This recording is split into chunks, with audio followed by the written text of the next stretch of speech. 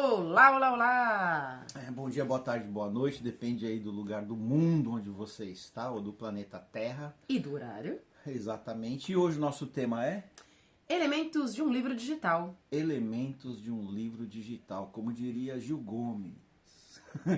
O elemento, quem é mais antigo vai lembrar dele, Gil Gomes, jornalista, enfim, elementos do livro digital. Pronto. Por que a gente está falando em primeiro lugar de elementos do livro digital? E a gente faz essa ressalva.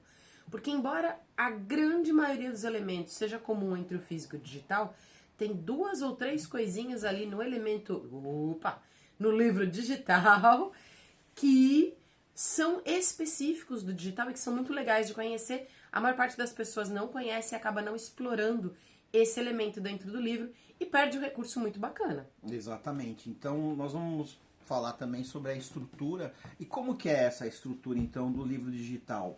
Quando eu falo estrutura, eu estou falando exatamente do Kindle Create, que é onde a gente vai lá diagramar o livro, colocar os elementos, vai utilizar os elementos, seja pretextual, Pré-textual, isso mesmo, tá certo. trava-língua, Tá ou o corpo, onde a gente normalmente coloca capítulo, etc. E embaixo pós-textual. Textual, pronto. Tem uma coisa que é importante aqui deixar claro também, que a gente tá falando de livro texto.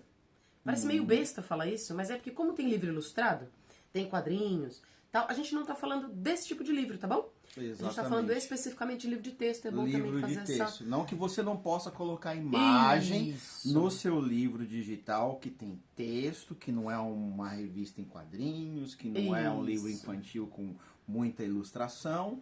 Mas, enfim, é importante essa diferença, porque o software também, o Kindle Create, permite você subir um livro texto com imagem, permite você subir Quadrinhos, livros infantis, exatamente. Então nós vamos muito, falar tá? especificamente sobre esse formato, Livros de texto. esse modelo que é o livro de texto e os elementos. E os elementos, exatamente. Então vamos lá. Vamos começar falando do corpo, que é a base, né? Porque o que tem? Você tem o corpo e depois você tem o que vem antes e o que vem depois. Acho que a gente pode começar por aí. Sim. Fica mais fácil. Eduardo você já falou um pouquinho sobre o que é que tem no corpo. O que tem no corpo? Capítulo. Basicamente, partes e capítulos. Exato. Né? Então, capítulo, não precisa entrar muito no mérito, claro, são sempre as divisões do livro. E as partes é quando eventualmente, não é obrigado a ter parte, né? Mas quando eventualmente eu separo os capítulos em partes. Por exemplo, eu quero falar sobre a história dos regimes políticos no Brasil. Qualquer coisa assim, tá? Tô só... Polêmica. Pronto.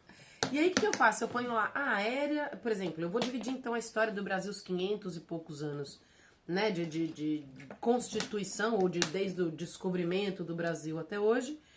E aí eu vou falar assim, tá bom, então vou separar o primeiro tempo aqui, que era colonização, depois quando veio capitania hereditária, depois quando virou independente. Então eu vou separando em partes, né? Eu posso fazer isso. E dentro da parte, eu coloco capítulos. Então, por exemplo, mais recentemente eu posso dizer, eu tenho lá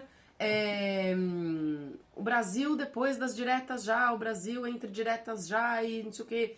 Então, eu faço uma parte aqui, que é o Brasil depois das diretas já, e ponho os governos aqui, por exemplo, e o Brasil antes das diretas já, é uma outra parte, né? Então, só para dar um exemplo aqui mais prático, para que fique claro que a parte é só realmente um agrupamento de capítulos que não é obrigatório, mas quando faz sentido é muito legal, né?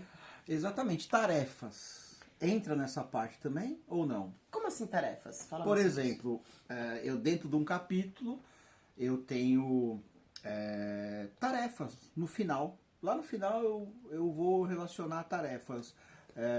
E aí, onde eu coloco isso? Eu nessa parte do corpo, entra como como que eu posso dizer, um subcapítulo. Vamos lá, entendi. Bom, no livro digital na Amazon, você não tem subcapítulo. Você tem parte e capítulo. Boa. Então, eu queria ver se ela sabia, porque isso aí eu já tô sabendo, viu, pessoal? Então vai lá. Ele sabe bem. Mas eu tô lembrando, porque às vezes a pessoa vem com a expectativa de que tem capítulo e subcapítulo. E isso não existe. Exato. Quer dizer, não existe no índice. A gente já vai falar do índice, mas é importante entender que tudo aquilo que a gente está falando aqui, ele pode e vai ser refletido no índice que você vai criar. Exatamente. Então, né, é pra gente ter essa clareza. Bom. Então, deixa eu só destacar isso para vocês. Você tem lá os capítulos que você vai usar dentro do Kindle Create, tal, no corpo, na parte do corpo. Mas, porém, se você tiver subcapítulo, no índice ele não vai aparecer. Não vai aparecer. Ou você trata como capítulo, ou você não trata dentro do Kindle Create. É isso. É isso daí. Então, tá?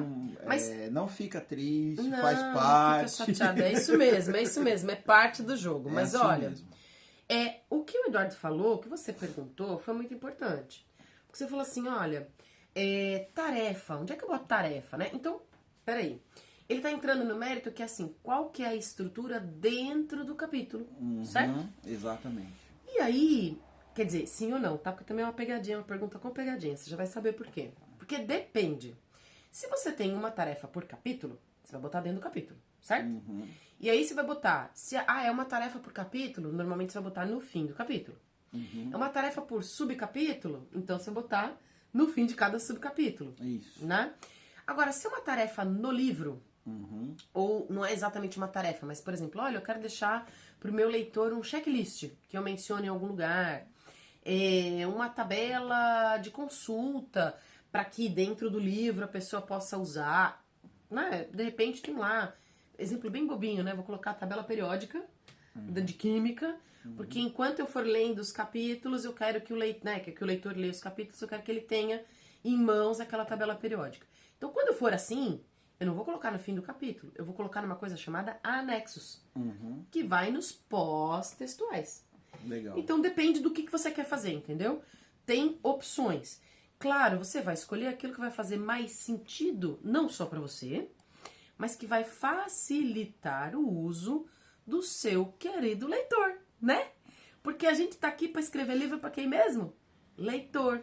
Beleza? E de novo, a Amazon ela preza muito por isso, a experiência do leitor. É isso. Certo? Do tá? leitor. Então, a gente, como a gente já comentou em outros vídeos, a gente tem uma limitação no software que é proposital. Isso. Então, assim, para que exista, no meu entendimento, para que exista uma padronização textual, vamos dizer assim. É isso. Né? Em compensação, quero dizer também que no Kindle Create não existe uma seção em elementos pós-textuais chamada anexo. Portanto, há de ser criativo. Na hora que você quiser fazer um anexo, você vai ter que ser criativo e colocar como parte do corpo.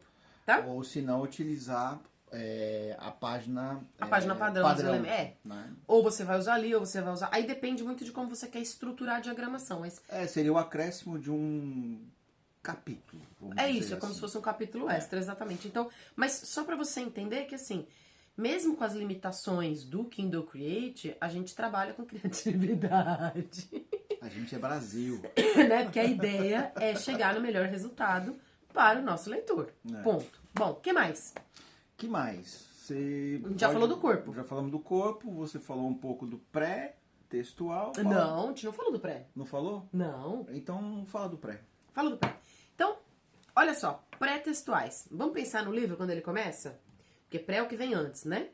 Pré-escola, pré-textual, pré qualquer coisa. Bom, legal. O que vem antes do texto? Primeira coisa que acontece aqui, e isso é comum para o livro físico e para o digital, página do título. Então, você começa o livro dando o nome do livro, título, subtítulo, nome do autor, né? Foto. Se tem uma editora, você coloca ali, você coloca foto. Então, esse é o...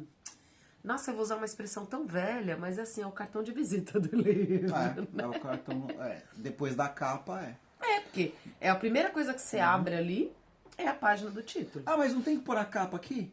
Não tem que pôr a capa aí. Boa pergunta, porque às vezes as pessoas querem pôr a capa dentro do livro também. E não há necessidade, porque na verdade, primeiro, o livro digital, quando você compra a capa, já tá ali, né? E aí você vai começar a navegar dentro Na do vitrine, livro. né? Na vitrine da Amazon você disponibiliza sua capa e o conteúdo. Tem uma pequena degustação que a Amazon oferece, né? Que é a minha amostra e tal. Amostra, degustação. É. Então Não, mas você é tem uma a degustação amostra. mesmo, né? Eu sei, que degustação é mais para coisas, para guloseimas em geral. mas depende se seu livro Pra quem trata, gosta de livro, para quem gosta de ler, e se seu livro trata em especial de comida, né? Pode ser bebida. delicioso. É isso Pronto. aí, uma degustação literária. Literária, exatamente. Pronto. Então, a primeira coisa é a página do livro, ou a página do título. Exatamente, Né? e a capa não entra aí. A capa não entra em lugar Não nenhum, entra. na verdade, tá? Quero dizer pra você que a capa entra fora do livro. Exatamente. Porque tem a capa e tem o miolo. Nós estamos falando do miolo. Ah, mas eu posso colocar a imagem da capa aqui? Até pode. Não Até tem muito pode, sentido, mas pode, né?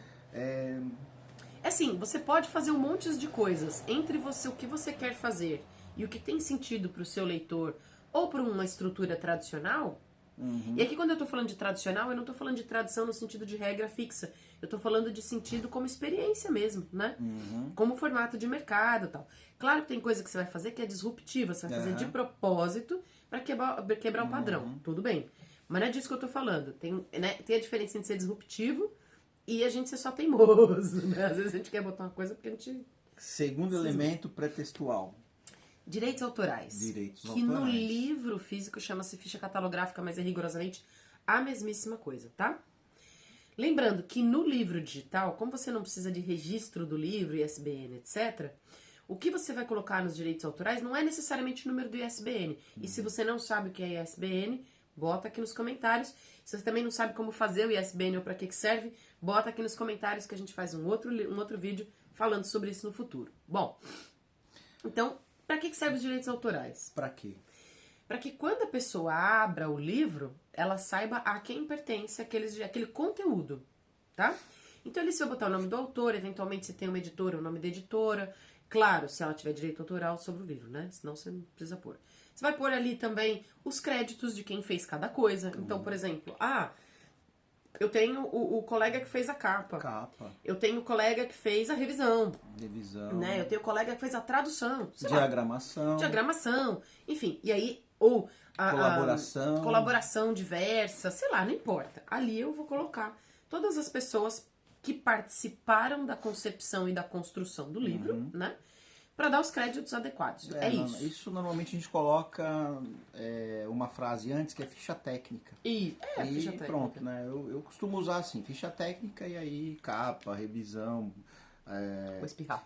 A Camila não gosta muito, mas eu coloco também quem escreveu o prefácio, né? Então, pronto, saúde. Olha, hoje é assim, eu tô com uma aguinha aqui do lado, porque a gente tá gravando com tosse mesmo. Acho que resfriado também. Como pela internet ainda não se pega gripe, pega outros vírus, né? Mas gripe, tosse, resfriado, olha, vocês fiquem tranquilos. Por isso que a gente tá sem máscara, inclusive. É isso, pronto, vamos lá. Próximo elemento. Abre aí pra gente ver o próximo elemento. Não é. Não é o índice. Então tá ainda bom. não. Porque depois do direito autoral... Dedicatória. Tem algumas coisas que são obrigatórias e tem algumas coisas que são opcionais, tá? Então, página do título e direito autoral é obrigatório. Mas dedicatória não é obrigatório. Certo. Então, não tem problema. Você pode ou não dedicar esse livro para alguém. Caramba, o que é dedicatória? Não sei, não tem problema. A gente vai fazer um novo vídeo sobre isso. Se você não sabe o que é dedicatória, bota aí nos comentários. E a gente faz um vídeo só falando sobre o que é e como construir cada um desses elementos que a gente vai comentar, beleza? Beleza. Pronto. Depois da dedicatória, que ou seja, eu escrevi esse livro, dedico ao meu marido. Pronto, por exemplo, né? Dedico a Deus, dedico a alguém que faleceu e eu quero fazer uma homenagem, dedico, enfim, tá? Tem opções aqui. Pronto. Próximo. Epígrafe, prefácio, introdução, prólogo, apresentação e ainda você pode acrescentar uma outra página se você quiser. Então tudo isso aí dentro de pré-textual. Pronto. Epígrafe. Você vai explicar cada um, então? Muito rapidamente. Vou muito rapidamente, tá? Mas assim, ó, epígrafe é assim, ó. É uma coisa que você coloca que é uma citação. Então, por exemplo, quero começar dando o clima do livro. Aí eu boto lá epígrafe, entendeu? Pronto, beleza. É só uma frase mesmo, tá? E você tem que botar a frase e o autor, não dá pra ficar inventando muito. Bom. Ou autor desconhecido. Ou autor desconhecido, mas você precisa colocar ali a referência. Você não pode só colocar e não, né? Não tem sentido ali, tá? Você tem também prefácio, certo? Prefácio. E prefácio é aquele comentário de alguém que leu o seu livro, que é importante ou não pra caminhada, mas que você chamou pra dar um primeiro comentário aqui. E cuidado, não confunda com os comentários que tem ali no final, a gente vai falar deles. Pronto. Você tem introdução, prólogo e apresentação. Isso dá um rolo danado. Porque as pessoas costumam confundir introdução, apresentação e prólogo. Você sabe o que é prólogo? Você sabe o que é prólogo? Eu não sei o que é prólogo. Não tenho, assim, muita afinidade com esse tipo de questão. Mas diga lá o que é prólogo. Não, a gente não vai falar o que é prólogo, não. Seu prólogo. Vamos, seu prólogo. Eu gostei agora. Eu vou usar isso como xingamento agora. Seu prólogo. Seu epílogo, né? Eu quero que você engula essas palavras. Seu prólogo. Epílogo. Pronto, maravilhoso, né? Lembrando que o prólogo vem antes do texto, né? Ou antes do corpo, e o epílogo vem depois do corpo, tá? Mas isso é outra história. Bom, vamos lá. Então, prefácio, introdução, prólogo e apresentação, tá? Se você não sabe, coloca aí, a gente vai fazer um texto, quer dizer, texto coisa nenhuma, um vídeo explicando a diferença entre introdução, prólogo e apresentação, tá? E aí entrando em cada detalhe, colocando aí as diferenças de cada elemento. Mas beleza? não, só uma coisa, você já tá explicando, viu? Tá bom. Ela já tá explicando. Não, mas é pra dar um, né, um overview aqui, pronto. Legal, e aí depois, o que mais que tem aí? Acabamos os elementos, né? Os pré-textuais. Você falou de introdução. Textuais no texto. Você falou de introdução? Falou? Falou de... Cadê? Apresentação? Falei de introdução, Falou? apresentação e prólogo. Então pronto, agora a gente já falou do corpo, tá faltando só Pós-textuais. pós-textuais, que pode ser, por exemplo, sobre autor. Pronto, deixa eu só fazer mais uma observação aqui. Que Eduardo falou, você falou uma coisa importante. Você falou assim, dá pra pôr imagem no livro. Dá, no corpo. Uhum. Não dá pra pôr imagem, né, no pré-textual e não dá pra pôr imagem no pós-textual. Só um minuto, pronto, pausa para o espirro dele, depois pausa para o meu espirro que vem daqui a pouco, vamos lá. Mas nos elementos pré-textuais, não dá para pôr imagem, certo? Depende. Lá no sobre autor a gente consegue colocar a foto do autor. Legal, tá, então na página de título, que é no começo e no sobre autor, que é no final... Não, tá tudo certo. Não tem vírus pra vocês, fica só aqui entre nós, tá tudo certo. Eu acho que isso é mais uma questão de pólen do que de eu também tô achando, qualquer outra viu? coisa. Isso é um momento, faz parte. É o momento. Bom, então, voltando. E aí, fechamos aqui, então, essa parte dos elementos pré-textuais. Vamos para os elementos pós-textuais. E aí? Mas não era disso que a gente estava falando? O quê? Do pós-textuais? Tanto Não. é que eu falei sobre autor. Perguntei se nos pré ou nos pós, nos prés ou nos pós, a gente podia botar imagem. Pessoal, fica tranquilo que tudo tem solução, tá? Vocês estão achando que isso aqui tá complicado, mas é assim o dia inteiro. A gente tá acostumado. Então, tá assim, fechamos pré, isso. fechamos corpo e agora nós vamos pro Pós. Então, eu tinha falado do pós e eu vou voltar nisso. Pronto. Que é sobre o autor. Aí você comentou se dava para colocar imagem que não dava na verdade. Eu perguntei se dava para colocar imagem fora do corpo. Fora do corpo. Ou seja, no pré e no pós. Antes que a gente entre em alguma discussão espiritual fora da matéria, né? No início, lá em cima, no pré, até consegue. Consegue? Até consegue. Agora... é por isso que o povo consegue colocar capa, né? Exatamente. Tá bom. Agora, no pós, já é mais limitado. Se você clica sobre o autor, existe uma janela para você colocar a imagem. Normalmente a imagem é a foto do autor. Pronto. É isso. Bom, Elementos pós-textuais, e aqui é onde você vai encontrar uma das grandes diferenças do livro digital. Por quê? Porque aqui você tem o tradicional sobre o autor, né? Que é muito legal, é muito bacana, que é onde você vai falar, né, o nome do autor e você vai colocar ali uma descrição sobre ele, vai colocar os contatos dele, etc, a foto, né? Mas você tem também livros desse autor, e o livros desse autor tem um recurso que é muito joia. Por quê? Porque o livros desse autor, você tem o nome do livro, você tem a descrição do livro, e se ele, né, a gente tá sempre falando de livro digital da Amazon, então, se ele está na Amazon, esse outro livro, você pode botar já o link da página da Amazon para esse outro livro.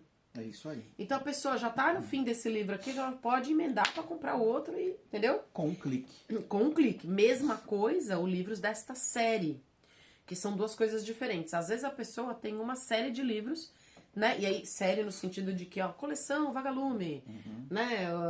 Trilogia do Senhor dos Anéis, entendeu? E aí, ele já, né? Você pode seguir. Às vezes a pessoa tem vários outros livros, mas não, você quer os livros relativos àquela, né? Aquela coleção, aquela série. Então, você consegue manter ali, tá?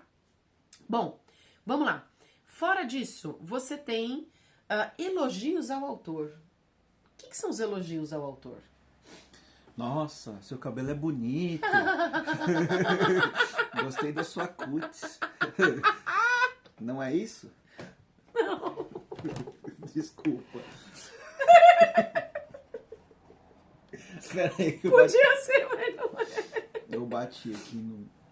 Vamos lá. Então tá. Então o que é esse elogio ao autor? Vamos ou lá. elogios ao autor? Quando estamos no livro físico, muitas vezes, não é obrigatório, mas é frequente, na contracapa, ou seja, na bundinha do livro, né? Você tem a capa, você tem a lombada Que aqui, você tem a bundinha do isso? livro. Falando de capa, certo? Livro obsceno. Ah, mas é verdade. Você é obsceno, todo mundo tem bunda. Bom, enfim. No fundo do livro, da capa, né, você tem alguns comentários de pessoas que leram o livro. 2, 3 comentários, etc. Não é o prefácio, né? Que o prefácio é uma recomendação para a leitura do livro. O comentário ali é mais ou menos como uma avaliação que você deixa lá na Amazon. Só que esse comentário é feito por alguém que leu o livro antes da publicação. Então, os elogios ao autor aqui cumprem esse papel. Aí você põe aquela letrinha deitadinha assim, né? É, mais cansadinha, né? Pra Exato. ficar bonitinho, né? É isso, tá? Mas o elogio ao autor aqui, nesse caso, pode ser elogio ao livro, de alguém que leu o livro, etc e tal, ou alguém que está fazendo uma recomendação do autor. Por exemplo, olha, eu sou da área de... lá sei eu. Às vezes a pessoa nem precisa citar da área que é, mas... Não, mas é só para dar uma As referência. pessoas conhecem, vamos imaginar, você está falando sobre a alimentação natural, né, alimentação bio, e aí existem algumas referências. Vamos né, a um outro exemplo que a gente já falou desse em outro vídeo. No mercado, já falou de bio? É, já falou de alimentação. Então vamos falar de comida com agrotóxico. Eu acho que ele tá com fome. Vamos lá. Olha só, por exemplo... Tecnologia. Tecnologia. Pronto. Nós vamos falar de carros. De novo, a gente já falou sobre carros no outro Carro vídeo. também a gente já falou sobre no outro vídeo. Ai, meu Deus. Tá bom. Difícil, hein? Tá difícil, né? A gente Se tá bem pouco criativo. se você tem ideia de exemplos... Bota o seu exemplo aí, né? Vamos Mas tá falar bom. então de psicólogo.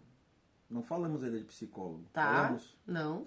E aí, esse psicólogo escreveu esse livro, e aí vem outro psicólogo que às vezes até já foi professor dele, já foi um colega, e que é uma referência no mercado, ou melhor, na área médica como psicólogo, e ele vai lá e faz um comentário. É disso que você está falando? É, por exemplo, gostei. Vou pegar um exemplo aqui, ó.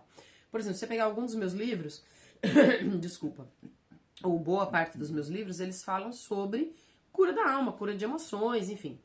Imagina que eu vou pegar esse meu livro, né? E aí tem uma base sempre cristã, os meus livros, a maioria deles. Imagina que nos elogios ao autor eu tenho um comentário de um cara chamado Gary Chapman. Quem é o Gary Chapman? Não conhece, conhece sim. Tem um livro chamado 5 Linguagens do Amor. E é essa hora que as pessoas falam, pronto. Então o Gary Chapman é o autor de 5 Linguagens do Amor, que é uma referência nesse tipo de livro. E em né? breve, 5 linguagens do ódio. Esse daí... Não, esse aí é spoiler que ele tirou, né? Enfim, bom, ele tá aqui... E aí, 5 linguagens do amor do Gary Chapman. Então imagina que eu escrevo uma história, um livro, enfim, ficção, não ficção, não importa. E o Gary Chapman faz uma dedicatória, não é nem uma dedicatória, ele faz um comentário sobre mim. Um elogio sobre a minha escrita, sobre a minha atuação profissional. Eu ponho ali. Pronto. É isso. É isso, né? Tem mais alguma coisa que a gente escreveu nos elementos, que a gente esqueceu nos elementos pós-textuais? Tem. O quê? Epílogo, pós-fácil e agradecimentos. Epílogo e pós-fácil eu não vou falar aqui. Se você também não sabe o que é, você vai botar aí no vídeo, nos comentários, e a gente vai falar depois. Agradecimento. Agradecimento é fácil. Joinha, gente, valeu, né? pessoal. Obrigado por ler o livro. Tamo junto. Isso. Ou então você vai agradecer para pessoas que te incentivaram durante esse processo da criação do livro. Né? Pessoas que foram fundamentais, ou para a história que você está contando, ou para a execução do livro mesmo, né? Tem um detalhe. Muita gente, e eu vou falar por mim também, acaba acaba colocando os agradecimentos no pretexto. Ou seja, no começo do livro. No começo do livro. Embora isso, em termos de metodologia científica, não faça tanto sentido, quando este livro não é um artigo científico, você pode sim colocar lá no começo, tá? Tô falando quando você tá falando de artigo científico, quando é uma tese, quando é um artigo científico, alguma coisa assim que tem esse tipo de peso e de valor, aí você tem que seguir mesmo a estrutura da ABNT, quando a gente tá falando de Brasil, mas a estrutura de metodologia científica tradicional. Se não, você pode começar pelos agradecimentos, o que é muito simpático. Primeiro porque para você, na hora de escrever, começar pelos agradecimentos já te traz uma outra visão e uma outra motivação na hora de escrever. E porque para o leitor também é legal. Você já começa, né, num outro contexto, numa outra vibe. Então também é bacana. Dedicatória, agradecimento. Exatamente, mas é emenda, dedicatória com agradecimento, que são coisas diferentes também, tá? Última coisa aqui que não tem uma página específica, mas que vai entrar em pós-textuais, é referência bibliográfica. E aí, referência bibliográfica é assim, de novo, não tem problema. Você pode fazer no esquemão ABNT, naquele esquema assim, tradicionalzão, mas lembre-se que ninguém lê aquilo. Nem os caras que avaliam banca de tese de mestrado e doutorado. Mas isso aí é o que você acha, certo? Não, eu perguntei já. Perguntou pra quem? Para 2 ou 3 avaliadores de banca. É verdade. Uma vez eu perguntei, Mas aí depois eu perguntei para mais avaliadores. Você perguntou para 2 ou 3, é muito... bem, entendi. Tá bom, tudo bem, mas pessoal. vamos lá. Eu perguntei para alguns avaliadores. Se você é se você é avaliador de banca, você coloca aqui o seu Eu acho que comentário. todo mundo é muita gente, é só isso, assim. Essas pessoas com quem você conversou, elas disseram, olha, né... E nós não vamos citar o nome de vocês, fiquem tranquilos. Olha, a gente nem olha porque não dá tempo, né? Mas enfim, o importante é... Claro, você pode seguir lá essa estrutura que é prevista como, né, na metodologia científica tradicional, ou você pode só colocar realmente referência no texto, tá? Mas quando você vai fazer uma página de referências bibliográficas, normalmente fica no fim, ou seja, nos pós-textuais, e ali você vai, então, acumular, né? Você vai usar uma página padrão de elementos pós-textuais e acumular ali as suas referências bibliográficas. Exatamente. Tá? Eu sou contra. Eu sou contra você que não é inscrito no canal. Eu sou contra a você que ainda não deixou... Não curtiu o vídeo. Exato, não deixou o seu like ou dislike. E por hoje é isso, né? E eu sou contra também você que não comentou esse vídeo até agora. Dedo aí. Tá bom, É isso, pessoal. E ele é contra o meu dedo. Assim. É isso aí, pessoal. Por hoje é isso. Se inscreve no canal, deixa o gostinha. E o desgostinho também. E até o próximo vídeo. Bye, Planeta Terra. Bye, bye. Meu nome é Eduardo Roveri. Camila Escrivano. Esquecemos de falar no início do vídeo, Tá mas bom. Isso não é tão importante. Não, se você chegou até aqui, bota nosso nome no comentário. Até mais. Tchau, tchau.